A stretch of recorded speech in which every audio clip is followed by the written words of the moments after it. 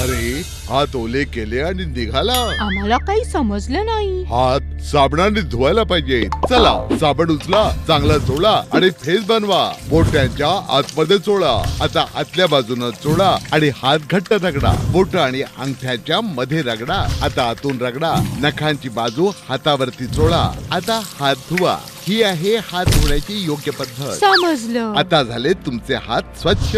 होय, बॅक्टेरियाच्या संक्रमणाचा मुख्य मार्ग हातांद्वारे असतो. हात स्वच्छ असतील तर आपण आजारी पडणार नाही, आणि आजारी पडणार नाही तर अँटीबायोटिक्स खावी लागणार नाही. कारण जर आपण अँटीबायोटिक्स अशा प्रकारे खात राहिलो तर अँटीबायोटिक्सचा प्रभाव बॅक्टेरियावर नष्ट होईल आणि अनेक आजार उपचारहीन होतील. म्हणूनच सुज्ञ व्हा. इन्फेक्शनचा मुख्य मार्ग म्हणजे हात स्वच्छ ठेवा, साफ ठेवा.